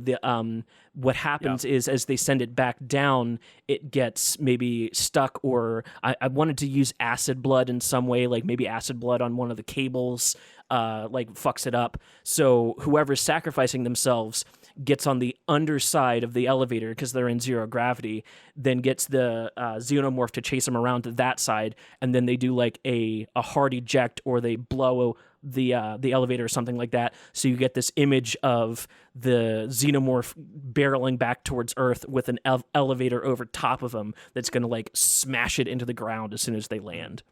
Well, it's not just that. If you separate the elevator while it's in orbit, the problem is the shaft leading from the planet to the elevator, because of the rotation of the planet, it begins to wrap around the planet like a leash. Yeah. So that'd be cool to see the alien just kind of just stuck on the shaft. Like, now where do I go? Yeah. There's nowhere to go. We've turned the planet into a space yo-yo. Yeah. Yeah, so that's basically very straightforward, very B-movie. All the stakes are there. I love the set piece of a space elevator. It feels like it's right at home in the Alien universe. They can, kind of scale up and down. If you wanted to make it more like Aliens, you could have a bunch of aliens, and seeing them running up and down the shaft to get up to the ship is a great visual. I like to keep it small. I think 2 is plenty, and introducing a kangaroo xenomorph, that's just too fun. Oh yeah. So yeah, When you said alpaca, though, I know you said kangaroo first. I was like, okay, kangaroos are terrifying already. And then you said alpaca. Like this whole time, like I've been listening. I've been trying to picture an alpaca xenomorph now. Like It might look a little bit like the one that's in Alien 3 because that one they changed it in Alien 3. Originally, it was meant to be a cow, I think. that sounds right. And then they changed it to the dog. Or was it the dog first, and then it became the cow? Is there an extended cut that shows the other version? I feel like I've seen both versions. There's the it's not extended cut; it's the assembly cut. There you go. Yeah, the assembly cut, which had no involvement from David Fincher. Basically, he just put all the scenes back into the film that were excised from the original theatrical cut. Mm-hmm. But they actually did fix a lot of the visual effects. And the thing is, the assembly cut, that version is way grosser. Oh yeah, there's a lot of sputum and graphic gore, even to the point where I'm like, yeah, that's a little much. Yeah, they really went for it on that one. Mm-hmm. That movie is so nihilistic the entire time. I know. Yeah, I like the idea of a kind of ragtag crew of people that don't trust each other already, and then setting up the idea that one group of people has a lot more power than the other, and that they can just leave whenever they want and strand everyone else down there. I feel like it would add so much like B-movie drama. Because that's from Aliens when Paul Reiser tries to ditch the entire crew. Yeah. We say this on the company is still fucking over the lower employees. Right. We say it on the show all the time. If you take the horror out of your movie, it should still function as a drama, and a drama of do you leave people behind on an alien planet for your own safety still feels functional to me. Yeah, the structure is got to be there. Yeah, that's the thing. It's got to still be there, and that's part of the thing that's noticeable about Prometheus, the film, is that if you take all the alien stuff out of the movie, it still pretty much functions as a movie. Yeah. It's got some issues with the script and some logic errors, but if you take the alien stuff out, it's overall still fine. Yeah. Problem is with Covenant, if you take the alien stuff out of the movie doesn't work. No. Like, that has to be in the movie. That's the thing. They wrap the whole goddamn story around it. But that's another show for another time. Yes. That's my pitch. Space elevator alien. If you wanted, you could keep some of the Prometheus-esque stuff. Maybe while they're down on the planet, they discover, some engineer stuff. And you could ask questions like that in your movie for sure. But I'm here for like the roller coaster ride that is the first Alien movie. Yeah, or you could you could like inadvertently create it as a prequel, and then not reveal it to the last scene. Like they escape in one of the people that are surviving on the ground. They escape in one of those circular ships, and then they don't know how to fly it, and they crash land. And where do they crash land? LV-426. There you go. No, that's perfect. Actually, I like that a lot. Last scene is the prequel stuff. Yeah. Everything else is its own independent story. One of the people on the ground is infected, and they don't know, and so that's what is going to be the alien that busts out and lays all the eggs. And yeah, perfect. And I mean, you set yourself up with just such perfect stuff too. You could be like, because you added colonists. Yeah. I mean, that could be part of the advertising. I mean, you definitely build a lot off that. Like, humanity has spread themselves to other galaxies and has yet to meet any other life, until today. Right. Like, and or even hell, like on the ship, it's like make that the sequel to Covenant. Yeah, it functions anywhere in the story. Like you can it functions anywhere. Yeah, it's because it's like Covenant was supposed to be a colony of 2,000 people. Yep. Off on another planet. You could make this the sequel to Covenant. You could make it a prequel. You could remake something. It fits basically anywhere. Yeah, and honestly, you could even tool the xenomorphs out of it and just add in any other alien, and it would function as a spiritual successor that you could make a whole new IP off of as well. Because it's fun alien space horror stuff. Like what could go wrong? Yeah, there you go. What could go wrong is this is a Fox movie, right? I would assume. Well, not anymore. Yeah. So that's what I'm getting at. Star Wars versus aliens. Yeah. Jedi versus aliens. Like, oh, please, God, no. That sounds awful. Lightsabers and acid blood aliens? Nah, that's not a good mix. I mean, depends on what timeline we're going off of. Does it instantly cauterize the wound, or does it do the, New Hope thing where like there's just blood everywhere. Yeah, good question. I'm not gonna break down lightsaber science. Yeah. A Clone Wars era though, like or something like that. It's just like, oh hey, yeah, like Mandalore was infested with it, or like something that made it to like, hey, the Mandalorians overcame this xenomorph. It's a fun what if something story, silly for sure. I think that's gonna do it for this one. A nice short 90-minute episode. How about that? Woo. Yeah, I like it. Good way to end the season. Yeah, good movie overall. Just had some issues to get remeasured. Next season, boy, we got to line up. It's going to be a good time. Let me throw to Jesse. Where can people check you out online?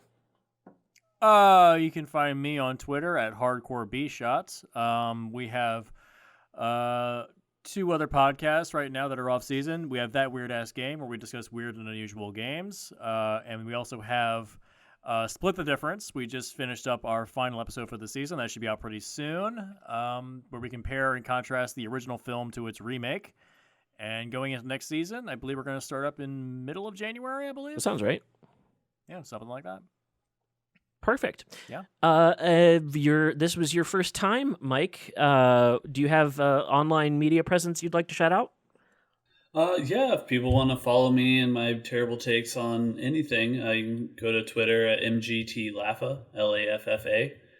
And I haven't done any podcasts or anything. This is my very first one. New to the game. Very much into writing and the aspects of film structure, video games. So, I mean, if anyone wants to hit me up for any other things, feel free to shoot me a DM or, follow me there. So very nice. For this and us, you can check us out on Patreon, patreon.com/MontresorMedia. For $1, you can get access to our backlog of extended, unreleased, and other wonderful episodes of many of our shows. Early access as well. That helps us further our goals. We put out more content than Netflix across our different shows, so you will get your dollar's worth for sure. You can check us out as well at Film Rescue Show on Twitter for updates, for pitches. If you want to send in your own pitch, you can do it there or at our Gmail, which is filmrescueshow@gmail.com. You can check me out at Seth X Decker online for my hot takes and cold takes and extensive tweets about hallways in Star Wars. I think that does it for this one. It's been a weird year. It's been a weird year, but it's been a cool season. I've had a ton of fun, but boy, am I ready to watch good movies for a few weeks. Yeah, I'm ready to just sit back and chill. I've actually been binging the TV show ER on Hulu. Yeah. Ooh, oh man, that show is so good. I remember that show. My mom, she's a nurse, and she would watch that show mostly because of Clooney. Yeah. But it's such a good show, just in general. Yeah, as a kid, you don't like it. You know what I mean? But as an adult, I'm like, oh man, like it's well put together. The science makes sense. Oh yeah. The directing of those shows is like god tier because it's like so many long takes. Mm-hmm. So many people have just hit their marks perfectly. You don't have time for a lot of setups. Yeah. Like that is very difficult. Tons of And they rehearsal lean time for into the television. boring. Yeah. Yeah, and they lean into the boring aspect. I mean, like the sciences stuff. Like it's not like every scene has got to be like a rushing ER scene. Yeah. It's like, hey, here's some build up, and oh, stuff's going crazy now. Like, Yeah. Like watching that show as an adult, like I really appreciate it a lot more. Like, that's for sure. And like we were saying, with if you take the alien stuff out of Prometheus, the movie still has to work as a film. It does. Take all the surgery and all that stuff out of ER. Does the show still work? Yeah. It's a good character drama. Yeah. Like it's just the interplay just happens to take place at a hospital. Yeah. Yeah. Like, or compare it to like Batman v Superman. Take all the DC comic stuff out. Does the movie work? No. You have like 5% of the movie left, and that's about it. You can take Batman out of The Dark Knight, and it still is totally functional, which also may not be a good thing. There's not a lot of Batman in that movie. Yeah, it's true. It's true. That's one thing I wish I was with you guys, because I listened. You guys did the BVS episode, and boy, did we! like, yeah, that was a one to get into. But like that movie, like it had like I'm tired of. I don't like. I know everyone loves. What's his name in like the dark gritty DC universe, but like Snyderverse. yeah, the Snyderverse, like it has its place for sure. And the Justice League movie was terrible, and I'm sure the Snyder cut will be a bit better. But like, man, like I like Superman being the lawful good, dumb good farm boy from Kansas or whatever wherever he's from. I want that in my Superman. You know what I mean? I want him to be overly good to everybody, because Batman is the nihilistic one. Batman is the one that the entire world is crap, and if I take away the crap, I'm good, as long as I don't become the crap. You know what I mean? I would love to like the characters in my Superman movies. Yes, I agree with that. Yes, but Mike, Ayn Rand. Shove that horse shit in there. Jesus. I think that's it. Let's wrap it up here, gentlemen. What a great time! What a great season! You can check us out in January when we come back to the show, open to guests. Let us know who you'd like to see on the show. Just start tagging them and stuff, man. That's how we got a bunch of our surprise and special guests on the show this season. It's been wonderful. It's been cool. It's been real. Thank you guys for being here. Thanks for having me. Of course. And with that, let's say good night. Good night. Bye.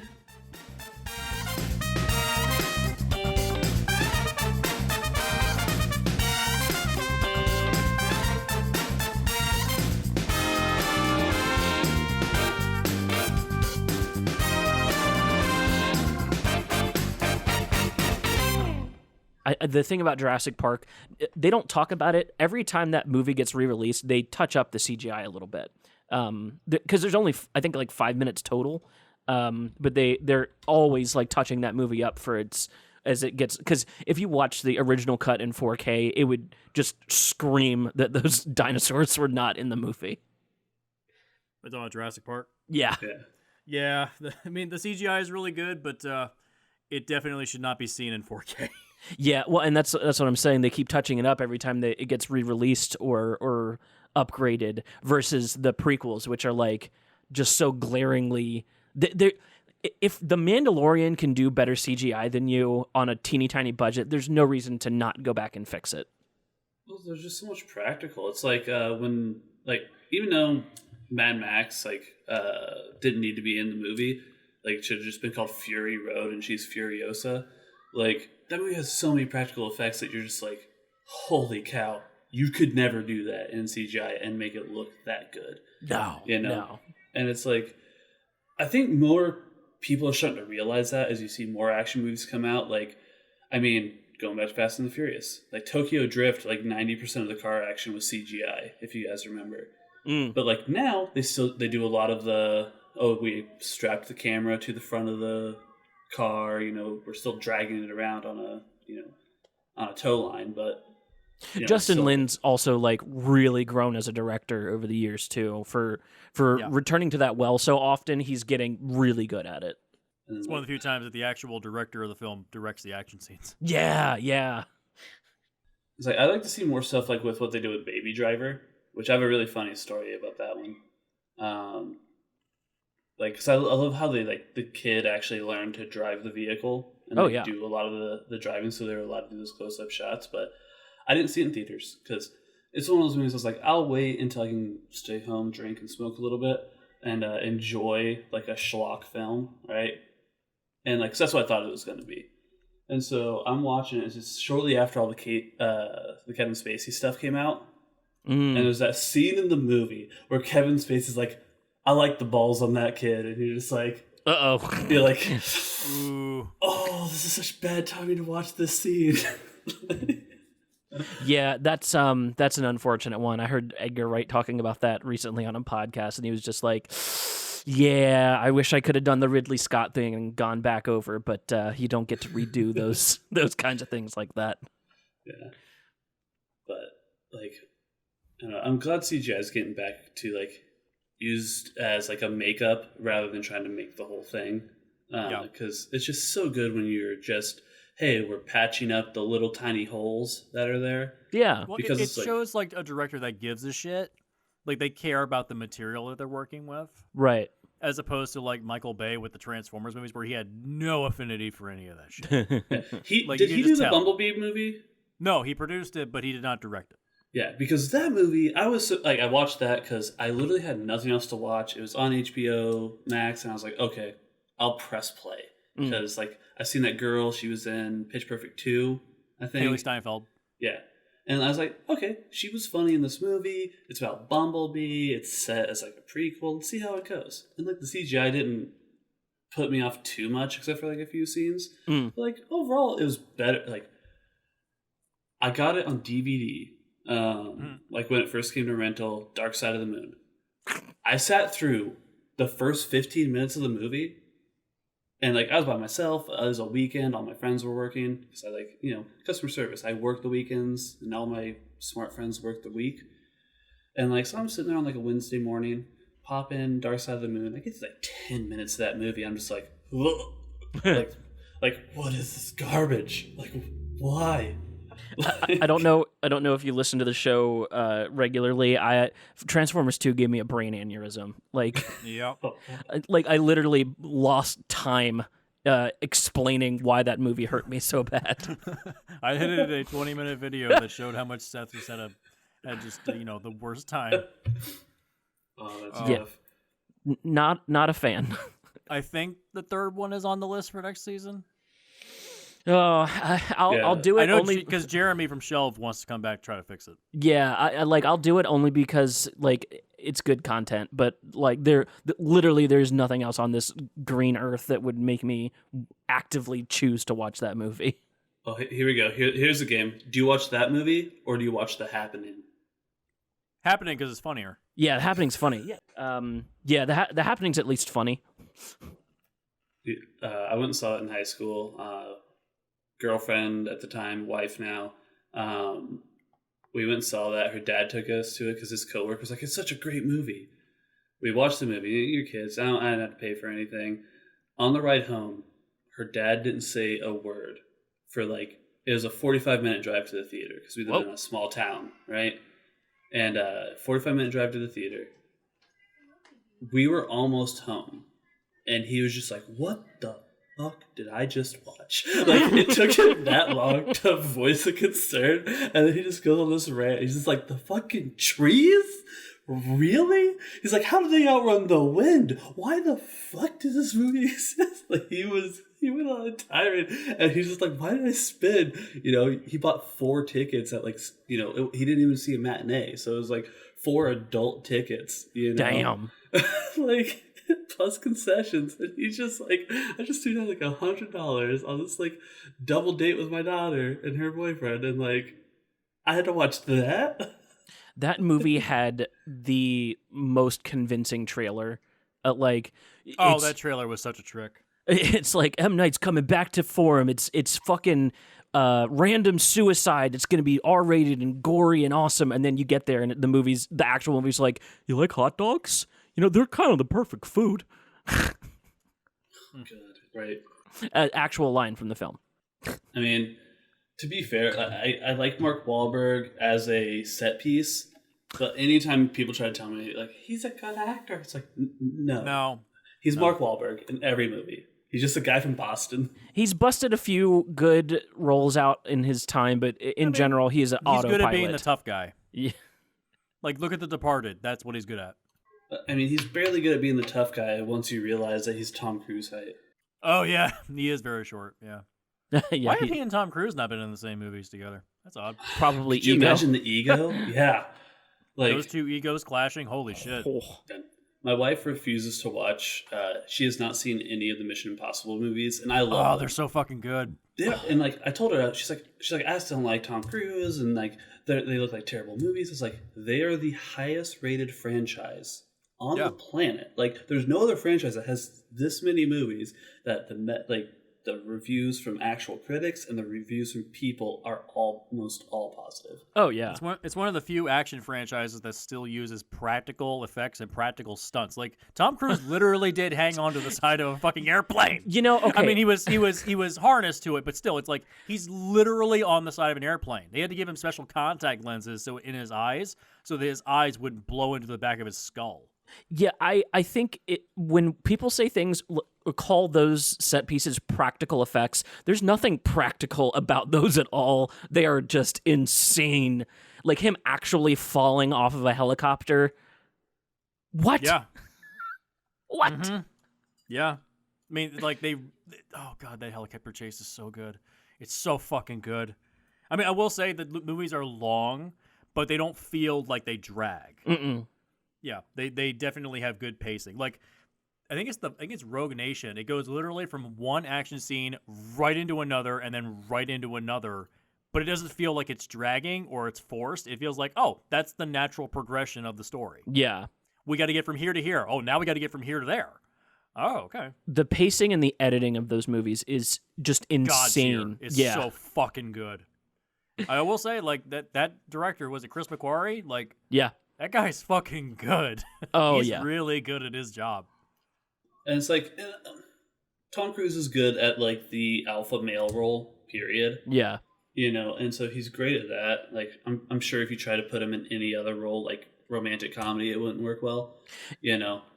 But Did you know McQuarrie only directed 2 previous films before he got into the Mission Impossible series? Yeah, he did. He did Jack Reacher, and then Jack he did The Way of the Reacher. Gun. That's right. Yeah. That's it, and then he went from that to Rogue Nation. What? Jack Reacher was also Tom Cruise, right? Yeah. No, he's horribly miscast. He's terrible as Jack Reacher. Oh, yeah. But I will say the guy they got for the TV show for Amazon, the guy they cast, holy shit, perfect, nailed it, got it. Isn't it the guy That's from The Office? is Jack Reacher? Krasinski? Is it? No, that's not what I'm thinking. No, he- the he's actor they've got. he's Sum of All Fears. Fuck. Hang on. The new Jack Reacher, film and television. Alan Ritchson. He was in The Hunger Games. He was Raphael in the Teenage Mutant Ninja Turtles movies. Oh yeah, he Okay. was in that. He's Was he in Titan- New He's on Mutants? Titans. Yeah, he's a good actor. Good choice. Good choice. Yeah. Yeah, he looks just like Jack Reacher. He's got that big kind of square jaw, big Yeah. tall guy. Yeah, 6'3", like perfect. Like, yeah, that's him. That's literally that's Jack Reacher. The new book, unfortunately, is terrible. Jack Ryan. That's who I'm thinking of. Oh, you're thinking Krasinski's playing Jack Ryan. Ryan. Yeah, Jack Ryan is a totally different Chris character. Pine. Yeah. You guys want to get back into it? I'm ready to go. Alrighty. Yeah, I'm good.